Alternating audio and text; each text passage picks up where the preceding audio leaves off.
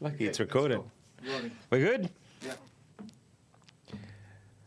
Hi, ladies and gentlemen. Another episode of Been There and Done That, where we bring amazing people that have done exactly that, been there and done that, to the show so that you as cafe owners and hospitality people can get to know more things to accelerate your potential. And today, it's all things recruitment. So I've got the fantastic Sam McNamara, who started a company called Get Ahead. And we're going to unpack that a little bit more. But more importantly, we're going to talk about how recruitment in the cafe, restaurant and hospitality industry has changed and things that we can do to retain and attract staff, which is a very, very hot topic right now in our industry. So, Sam, welcome to the show. Thanks, Phil. Thanks for having me. Firstly, let's kick off. Tell me a bit about Get Ahead, referred to as the Tinder for employment. So talk us through the problem you're solving, the relevance of it, the thoughts behind putting it together, and how you're tracking. Awesome. So Get Ahead is basically, in my goal is the fastest hiring platform in the world. It is a swipe app. Applicants create a profile, they swipe right if they like the job, they swipe left if they don't like the job, match with companies, chat, video interview and hire all through the app. Our goal is a hiring time of under 15 minutes. We have had results under 24 so far, which we're pretty proud of. But yeah, rapidly growing hospitality and retail is our main focus, helping those businesses get back on their feet, not have the ridiculous hiring fees that a lot of the platforms out there have, and just speed up the process on a more transparent platform. Fantastic. And tell me, talk me through, the recruitment industry has changed, especially post-COVID, well, during COVID and post-COVID. Yep. Talk us through this concept of fast recruitment and the problem that Get Ahead actually solves. Sure. So I think firstly, the biggest problem post-COVID that a lot of hospitality in particular and also a little bit in retail, but those businesses post-COVID all of a sudden had a much smaller job seeker market. Those businesses had to close their doors or let their staff go during that time, and obviously the international market wasn't as accessible, which is a big part of our hospitality market, as you know. So those guys were looking for other jobs and moving into, work from home jobs or admin jobs or access a completely different market, and it was harder for the restaurants and those businesses when they were reopening to compete with those salaries and that job space and especially Uber. A lot of people went across to Uber. Exactly. Yeah, so everyone was obviously trying to put food on the table and look at different avenues, and I think it has really shrunk the market, which we're seeing a trend of that market's growing quite rapidly, which is fantastic, but it's taken quite a long time. So to answer that question, I think the power has flipped quite heavily into the job seeker's hand initially, whereas it used to be in the company. Obviously, correct, yeah. They're looking for staff. Well, sometimes you're the pigeon, sometimes you're the statue, and at the moment, the cafe owners and restaurant owners are the statue, and it does go in cycles. Yes, and we noticed those guys were struggling to hire. They were looking for different ways to hire. The older platforms weren't working anymore. It was very, expensive. Slow. It was slow, clunky. People weren't turning up for interviews. They would receive 20 resumes and 10 of them wouldn't answer, and they didn't, want the other 10. So we just thought it could be done better and a lot smoother, and an opportunity for us to essentially help those businesses get ahead and get back on their feet, which is... And you made some good points there, and that is how, to recap it, that's how the recruitment industry has changed, is people were... Obviously, the power shifted from the employer to the employee, so that's point one. Point two is that the employees were applying for jobs but weren't showing up to interviews. The cost of Seek went, it used to be years ago 200, 250. I believe now it's about 500. 600. Per ad, that is. Correct me if I'm wrong. Yep. And again, you're placing those ads. It's slow, it's clunky, people aren't showing up. And as you said, the talent pool, or the pool in general wasn't there because of things like immigration and all the rest of it. So that's how the recruitment industry obviously has changed, and Get Ahead has planned around solving so many of those problems, which is fantastic. Now, of course, Get Ahead now, talk us through the numbers. How many people are actively looking for a job and how many are advertised there? Yep, so we've got 8,000 users as of today, just over 8,000. So about 80% of them are job seekers. The company side is growing rapidly, but we were very, very shocked pleasantly by how many job seekers were joining the platform. Yeah. And most of those are in hospitality and retail. So 80% of that, so about 7,000 odd people are looking for work on your platform. Correct. So if you're listening to this, cafe and restaurant owners, get on that Get Ahead app. There's about 7,000 and growing people looking for work. And talk us through, let's talk through what makes the product different, because it solves those problems we talked about recruitment. recruitment. So talk about how it makes difference. So things like the conversation you can have that you can't have face-to-face, and talk us through some of the key attributes of what Get Ahead does versus the traditional interview and why it speeds up the process. Yeah. So I would say transparency, number one. You know exactly who you're hiring. You basically, much like Tinder or a social platform, or it's a bridge between Tinder and LinkedIn, I'd say. So it's a digital profile. You'll see a photo or a video. We've got a lot of people uploading them, making coffees or showing their coffee art, saying hello of how they'd introduce themselves to a customer. Fantastic. Things like that you'll never, ever be able to see on a resume, right? Yeah, you get to see their personality, their actual skills, rather than the bullshit that someone can write on a piece of paper. That's it. And how do you know if someone can make a good coffee, or if they're going to say, you know, be a warm, welcoming face to your customers every day from a piece of paper? It's impossible. So people are paying a hell of a lot of money for something that's really not suitable to their industry, which was our biggest, tell sign to build something that could do that better. So you receive your digital profile, you can see their passions, their strengths, their hobbies, who they are as a person, get a bit more of a personality about that individual, and see if they'd be a good fit for your business. Yeah. You might be a very structured corporate, delivery business, or you might be a very vibrant, friendly cafe. And also for the job seeker side, as a company, how do I know if Coffee Club or Subway is going to be a better fit for me? Until I start working there, I might not like the culture, I might not like the training or the people. Waste your time for 3 months, take your training time, take your training, money, and then move on to the next business and leave you. And things like hours, correct me if I'm wrong, that you can plug in what hours you want somebody, rather than having those conversations face to face. And similar to Uber. So, for example, I might be a full-time employee somewhere but needing a bit of extra money coming into Christmas. I can say I'm available Friday, Saturday, Sunday. You as an employer could be looking for someone just on Fridays, Saturdays and Sundays, and we would match. And we could have a conversation, video interview directly through the app. So, for example, if I didn't turn up for my interview, you haven't had to get off the couch, you haven't had to drive into an office or anything like that. So save time, money, and find better applicants. Well, there you go. Time, money, better applicants. And the big one is that you can have the conversations you don't normally can't have face-to-face, or the uncomfortable. So you can set salary targets and all sorts of stuff. Salary is actually compulsory on the app as well. Reason being is to save time for both the job seeker. It sets the expectation. There's no bullshit. And basically cuts the gap between not knowing what you're going for and knowing exactly who. Now, it hasn't been live very long, right? No, we launched end of December last year. So end of December, just over 6 months. And how many matches so far? We've had over 18,000 matches on the app. Okay, so from that 18,000, not only obviously does it show us that it solves an amazing problem, as we know, keep coming back, recruitment industry has changed. And who doesn't, there wouldn't be a cafe owner and restaurant owner out there, or hospitality in general, and of course it does retail as well, but our audience is mainly hospitality.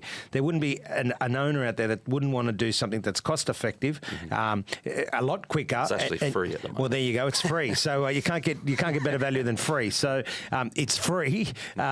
It's quick. It gives you more insights to the person, and you can set the parameters of what you want. Now, of course, one would say that the recruitment industry's changed, but you guys are really revolutionising how that's going to keep changing and keep solving problems. So I congratulate you. But from 18,000 members, matches, what you would have had is you would have collected some really core and key data. Talk us through that. So what skill sets and qualities are you seeing, particularly in hospitality, that people are looking for? Yeah, sure.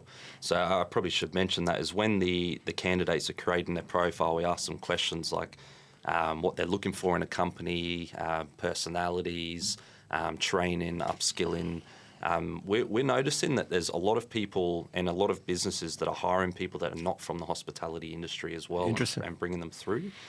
We notice a big shift in people hiring people for their personality rather than their skills, because they've got the skills that they can teach them, but they can't teach them personality. And I think as well, a lot of people buy coffee from places because they've of the people. Exactly.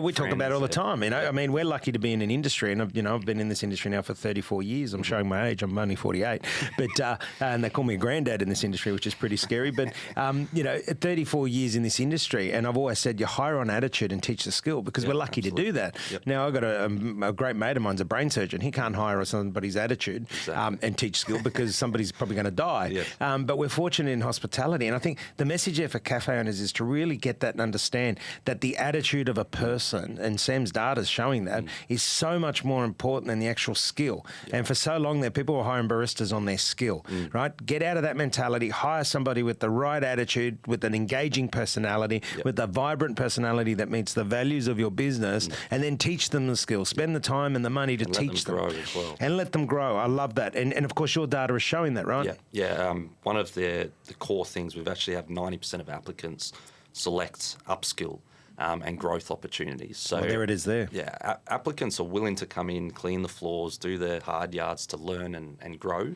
especially if they're coming in from a different industry. But we found that, the small pickings of the experienced, let's say barista, for example, are sometimes a little bit more picky with the roles that they're going for and can sometimes take a little bit longer to hire those people. So have those core people that can teach the other staff, but bring them in from other industries. And that's some great advice there from actual data, and I love that. Data analysis and strategy. So Sam's just talked you through a great strategy there based on the data that they're collecting, and 18,000 matches in just over 6 months is pretty phenomenal, and it's showing exactly how different the recruitment market is and what cafe owners and restaurant owners can do to be current. Yeah, absolutely. And not spend $500 an ad to do so, right? Yeah, and another big thing I'd suggest is dropping your ego. I found a lot of restaurants, cafes, they think they're the best cafe. They think they're the best restaurant. They think people will come to them, or they don't need to be on social media, or they don't need to advertise or attract talent. Well, those days are done, in my opinion. Yes. And people would rather work for a smaller business or one that is a better culture or somewhere where they can grow than an established business that treats them like crap.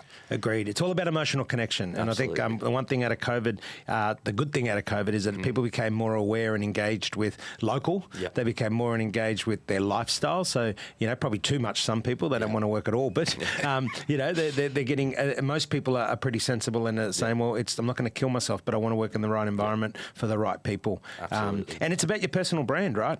And one thing I love about what I've explored from Get Ahead is that you have this opportunity to actually create your brand as a person on Get Ahead and put it out there to the professional market. And one thing as well I'll mention that we're doing to support that, because we know how much it benefits the business, is we're actually offer for our media team to go out, do some content on your business. We've done a Vogue-style question interview where we come out and ask you, how you got started, what you're passionate about, try and give your brand a voice and show you guys how attractive that is to job seekers. And we actually post that content, and that's grown rapidly for us, and that's predominantly where a lot of our job seekers come from. So we're offering that to those businesses for free as well, for a short time. So jump in quick on that one while you can. But that is something that we know attracts talent, and it's something that if I owned a restaurant or a cafe, I would be doing day in and day out. I think it's really, really effective. Well, and the message there for cafe owners is really simple. You're creating, recruitment is not just a one-stop shop. It's not a transaction anymore. It's an ongoing journey. It's a process. And obviously you guys are doing that by solving that problem with Get Ahead. But you're seeing that the recruitment is now a journey, not a destination. It used to be a tick and flick. I need a staff member, I advertise. Whereas now it really is about tapping into the right community, right? Absolutely. So how, in a competitive job market, at the moment, like I said, what do we got? Unemployment's at 3.5%. Ideally, it would sit at about 7% because that's good for the employee and the employer. But at the moment, the shift is with the employee, and that's okay. Things like that happen. But in a competitive job market, how can cafes attract? We've talked through the attraction, but how can they retain their good people? Because attraction's one thing, retaining the good people is another one. I would say that is the biggest problem in hospitality right now is retention. People are taking jobs and they're jumping in 3 months, and that's common now. It used to be the longer you held a job, the better. Well, your data shows that, right? Yeah. People are coming back on the platform fairly quickly and looking for alternatives. And when we're reaching out to those applicants, it's because they didn't offer the upskill, because they didn't offer the support. Oh, there you go. They don't have the team there to, they just want someone to fill a seat and then they're done. Yes. So I would say you are putting in a fair bit of effort to put your brand out there and to attract that talent, which is also attracting customers. So that's another reason why it's so important. But also invest in the staff that you've got. Upskill them, train them, genuinely care about those staff. Care is the word there, my friend. Care and make them feel like family. And the one thing that I've done, I've owned businesses now for 22 years, and the two things that people keep saying about, why you have great people around is because you obviously care, and you treat them like family. And if I'm flying at the front of the plane, they're flying at the front of the plane. If I'm drinking wine, they're drinking wine. I've always had that philosophy. You're part of a family. You put in the same effort you put into the business will put in more back to you. You've just hit it on the head there, Sam, is care. And it's pretty sad how a lot of cafes and restaurants don't care about their people. It's so simple. It is, isn't it? I mean, and we're all customers, right? You go to cafes frequency, your age group and demographic goes to cafes. It's one of those age groups that it doesn't matter. My daughter goes to cafes and she's 15, yet we don't have to get people to go to cafes. We just got to get them to choose our cafe. And what a better way to do it than having amazing people serving people, right? Yeah, you'll find that people are following baristas like they do barbers. So treat your good staff well. I'm not saying you have to, send them on holidays and do all this and that, but treat them well and treat them with respect. And they'll treat your business with respect and your customers. Yeah, and it's a good point. And to me, at the moment, respect, because we all know cafe owners and restaurant owners are doing it tough, right? They don't have the disposable income. Exactly. It's not as profitable as it used to be. Hopefully it's just a cycle. I've seen it back in 2008 when it was similar to what we're going through, not as bad, because it's the first time I've seen everything go up at the same time. But I say to people, this is not a time for record profits. This is a time to obviously tread water and do the best you can and be as efficient so that when we come out the other end, and we will, because we had a resurgence of a lot of businesses opening. Now you've got some closing. So the supply is less and the demand is still there. So there is going to be good times back, but you've got to, now's the time to be open and honest with your employees and talk to them. If you can afford, if you can't afford to pay them all, but you can afford to give them a food voucher or to give them the food, in the cabinet or help them with food, then do that, or help them with whatever it is that you may be able to help them with its connection to other groups and etc. It's not always about the money. Yeah, absolutely. And that is another massive trend we noticed is job seekers are more than happy to take a pay cut, and a lot of them did. And I'm sure everybody listening knows someone that did take a pay cut through COVID for the lifestyle and for the environment and the culture. So money isn't the be-all and end-all anymore. I think it really comes down to people enjoying what they do. And their lifestyle. And their lifestyle. Yeah, absolutely. No, good point. So let's come back to what we were talking about before with this whole ability with your platform to actually see what somebody's customer service skills looks like, right? So when someone sends you a resume, they could write all the best bullshit in the world. So people say to me, why don't you read the resume?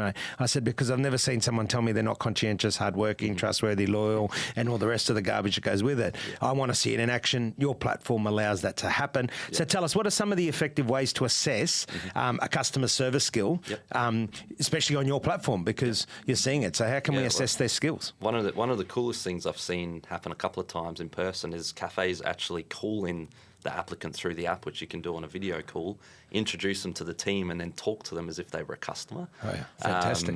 So it's something you can do on Zoom if you want to, or a FaceTime call, but it's done very easily through the app. You match with the applicant, you click the video call, and just get them off guard. Say, hey, how are you? And talk to them as if you're a customer. Yeah. Show them your team, show them your machines, ask some questions, introduce them to everyone. You can very quickly see if they're going to be a good fit, if they get along well with your team, how they would talk to a customer, and you can see that straight away within 10 seconds. Isn't that fantastic? Because I say, we're not interviewing for a lawyer or an accountant. No. So take them out of a sterile environment or a traditional professional environment. They're not professional service in terms of lawyers, accountants. So why treat them like that? Get them off guard. Get them in the cafe. Physically interview them in the cafe if they come in. Get them behind a machine.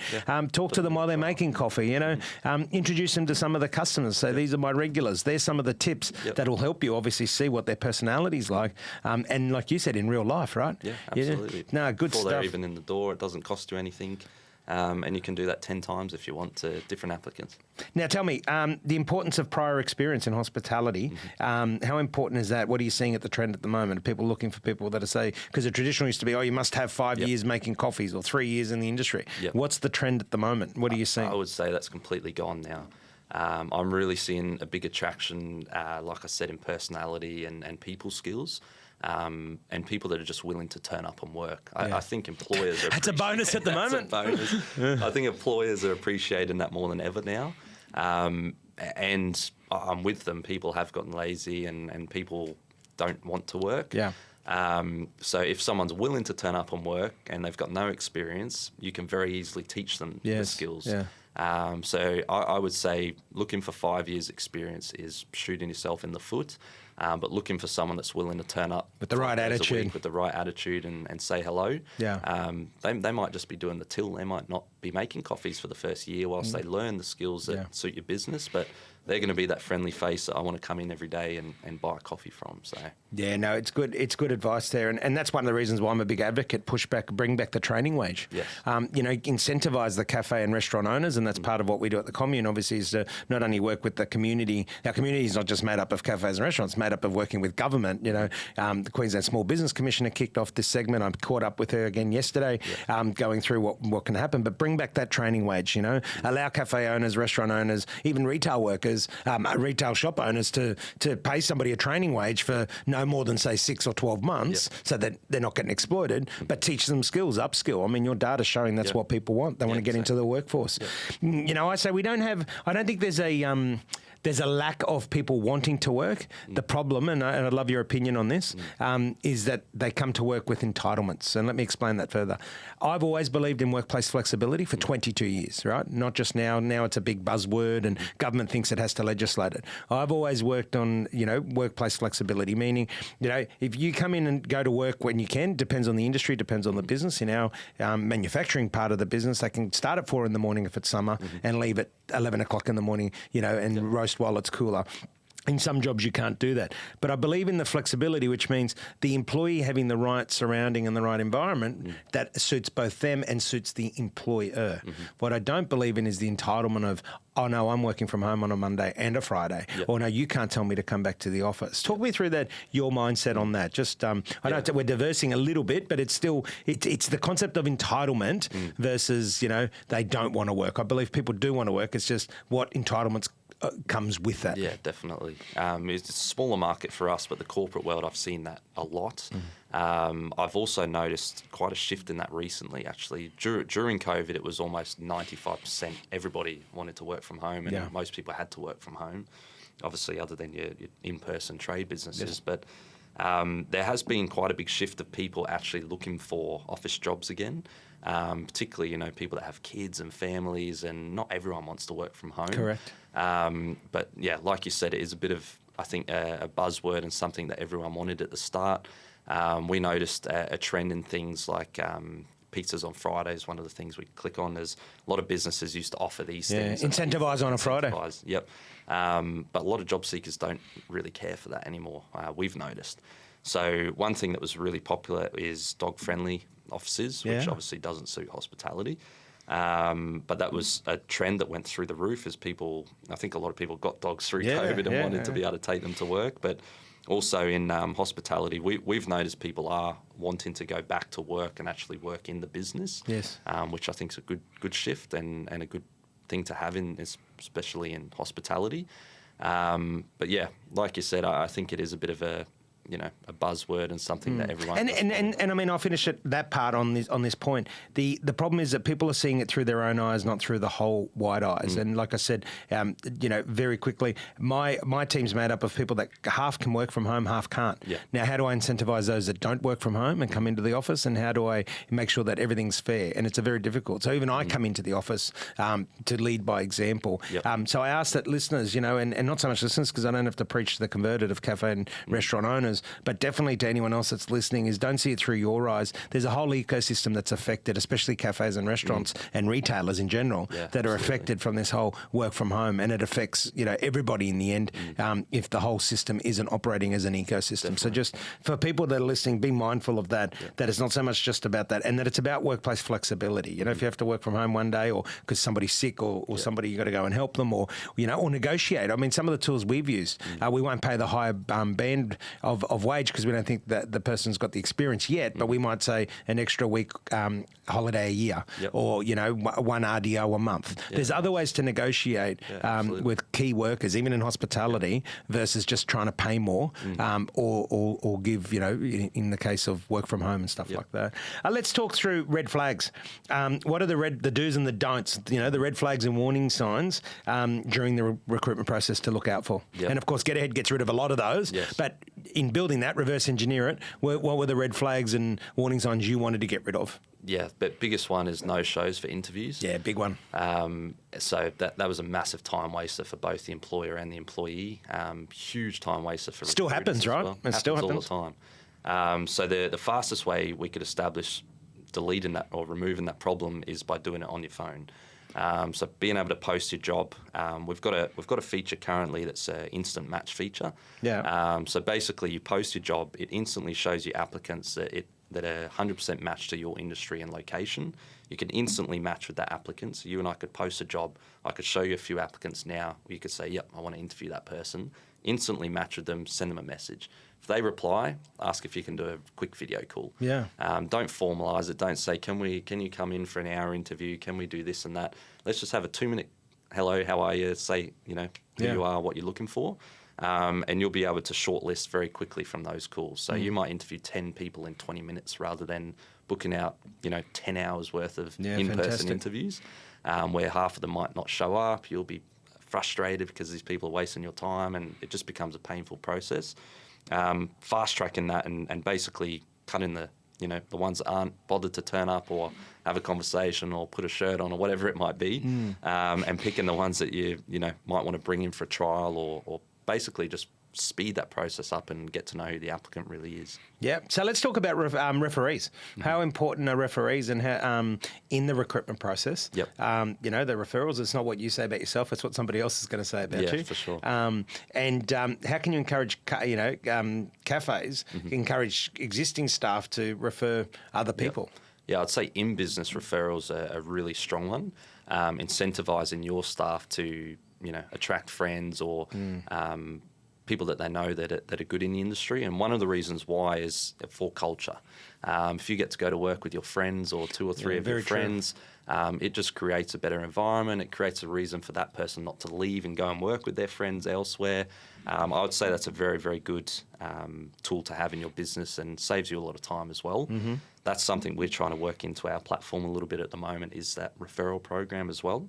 And what about references? Talk us through references. References, I'm not the biggest fan of, to be honest, because one, no one's going to give you a bad reference. Well, as in they're not going to give a bad referee for you to referee, exactly. You've never called someone that's gone, oh, yeah, I wouldn't hire that person. They're not going to give you that contact. So I guess doing your own homework of where they've worked previously, if you know anyone in that network. The industry's small, location's small. Talk to people that might know the applicants, see what their experiences were like, but there's always 2 sides to every story. And my opinion, if they're willing to turn up and work and they've got the right attitude that fits your business, train them up, give them, all the tools that they need to succeed and let them flourish. And the key there is get them away from paper, get away from resumes, get away from written applications, speed up the process and get people, check their personalities out. Now, whether it's get ahead or whether you do it yourself or whatever you want to do, I mean, but the tips are the same. Get in front of them, get to see what they're like. I mean, let's be honest, all cafe owners, I'll tell you now, the seasoned cafe and restaurant owners, most of their staff would have come from them dining or eating somewhere else saying, hey, if you're ever looking for a job, here's my card. And it's not poaching as such. It's just saying, hey, if you're going to look at moving on, or if you're looking at, if I'm in Sydney and if you're looking to come to Brisbane ever for a job and you're great at what you do because I'm experiencing it firsthand, here's a card. So let's not, let's a reminder of the hospitality industry about that. It's not about poaching anyone from somewhere else. It's just about saying, hey, if you're looking for a new place for employment or you're going to down the track or you're looking for a change, come and see me.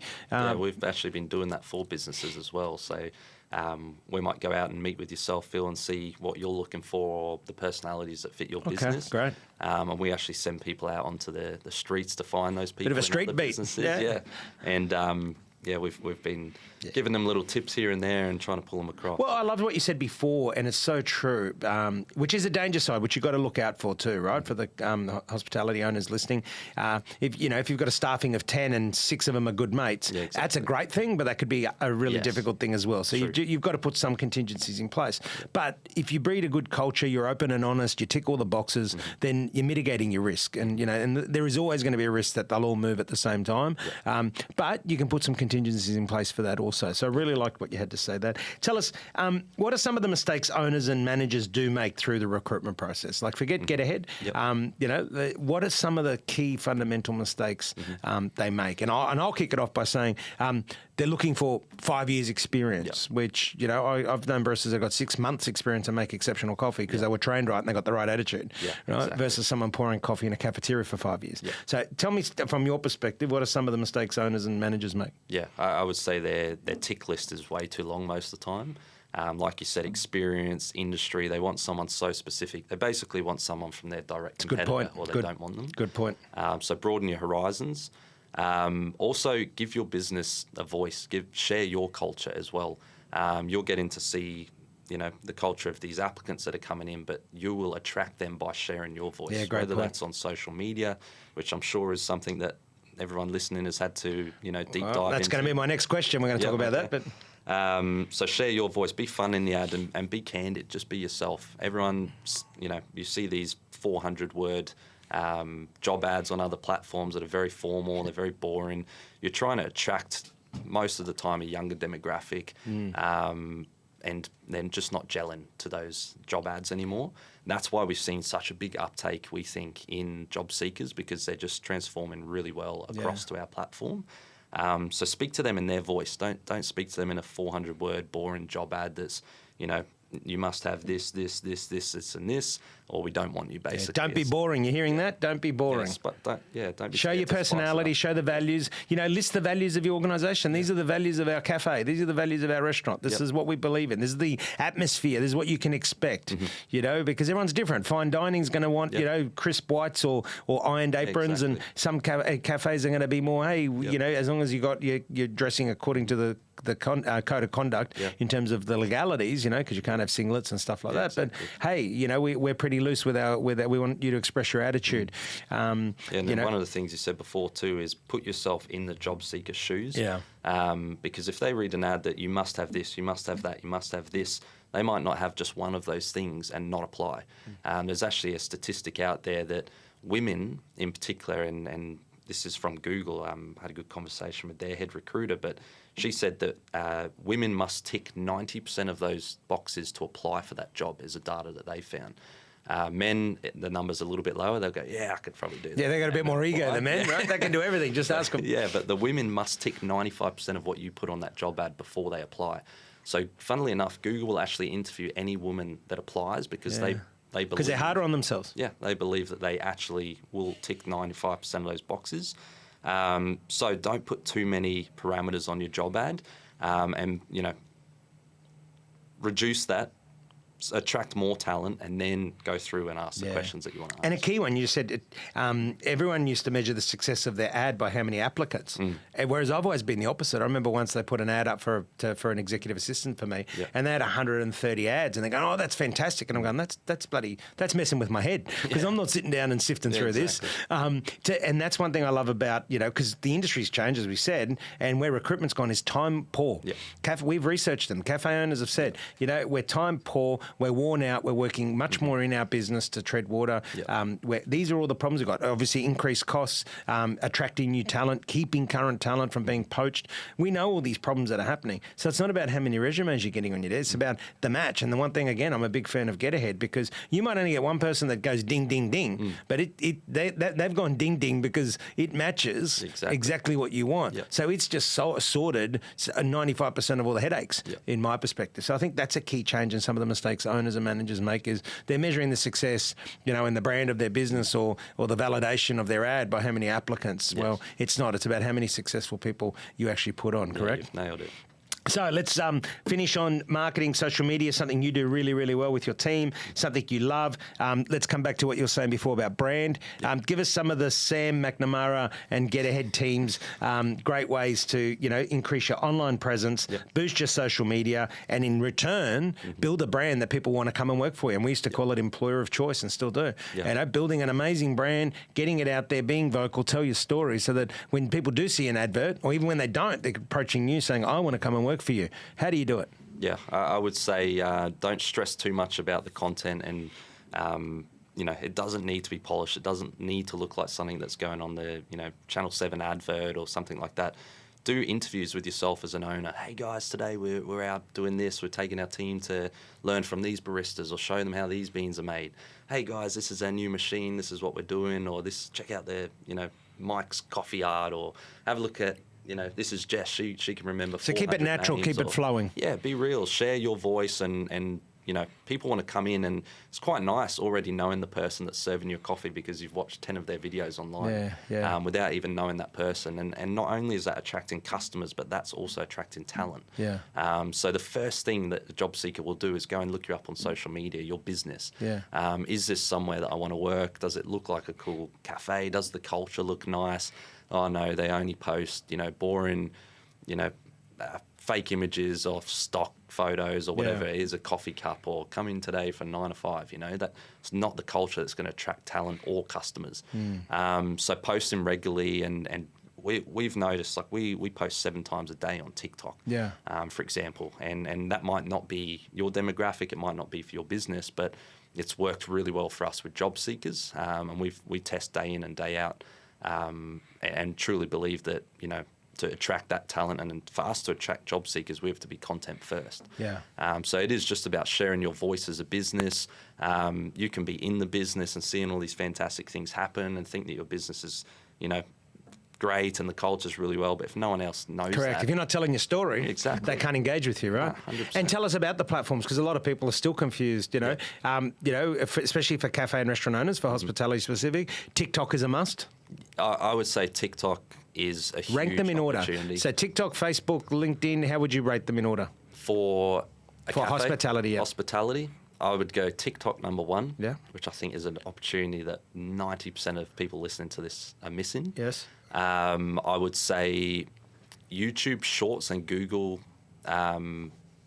would be second for me, and then Facebook. Okay, isn't that interesting? So there's some added intel there from somebody who knows and collects a lot of data, obviously, in what you do. So, Sam, it's been fantastic. Obviously, recruitment has changed. We've really delved into some of the nitty-gritties of how it's changed, and more importantly, the solutions available to people to do it. And again, whether it's Get Ahead or something else, but you've got to understand that the recruitment has changed, the expectation of employees has changed. The the shift in power at the moment sits with the employees. We know that. Get over it. Let's stop whinging about it. Let's get on our bikes and pedal, and the Get Ahead definitely gives you a platform for free right now, at the moment, for free, to jump on. And Sam is partnered with us here at the Coffee Commune, which is fantastic, and it's an honour to have him. But for free, you can jump on Get Ahead, and all the links and all the information will be on the shorts and summary of this podcast. But you can jump on there and see how it works. And again, you can perhaps start rebuilding or build or expand your team with the right people. Sam, any finishing comments you want to make? Messages, words of wisdom to the listeners? I'll make 2 comments. First one, with what I just said before, make sure your content is relevant to the platform. LinkedIn's fantastic if you do a campaign that attracts other businesses that might come in. Yeah, don't put your personal shit on LinkedIn. I'm sick of seeing it. And secondly, reach out to us personally if you need any help, if you want to know that what's working in Brisbane in cafes. Yes. Shoot us a message. Shoot us an email. hello@getahead.com.au. Can reach me through any of the social platforms. We'll be more than happy to come out, bring our content team, as I said, get you guys kick-started on that journey. What an offer that is. Hey, listeners, part of the Coffee Commune and Get Ahead is get a hold of these guys. They'll come out and they'll talk you through and see how they can help you. It's a very generous offer, Sam, and I'm sure a lot of listeners will be going, hey, this is for me. No, I appreciate it. Yeah, and at the end of the day, if their businesses don't succeed, we don't succeed. So we'll do what we can to help you guys. And whilst our app is completely free, and it will be for at least the next 4 to 6 months, jump on board, go hard, swipe as much as you can. And that's probably the only swipe app your wife will approve of. Get on and have that's some true. fun. But Sam, it's been wonderful, and congratulations to you on the team. You're doing great things, solving big problems. One of the major 3 problems that we say in cafes right now, like I said, retention and attraction of staff is one. Cost of goods of everything going up, and the third one is standing out from a flooded market, getting people to choose your cafe or restaurant over others. And you certainly help solve the people one. So thank you. It's an honour to have you part of the commune. It's an honour to have you on the show. You've been there and done that. No doubt you'll continue to be there and do that. And we look forward to tracking your success over the years. Awesome. Thanks so Sam. much, Phil. Thanks, guys. Until next time, you've been listening to Phil Di Bella and Sam McNamara from Get Ahead. This has been there and done that. Recruitment, all things recruitment. It's changed. Get on your bike, pedal, be part of the change, solve your problems, and help your business grow and get ready for when the boom time comes again. Well done. Thanks, man. Good job.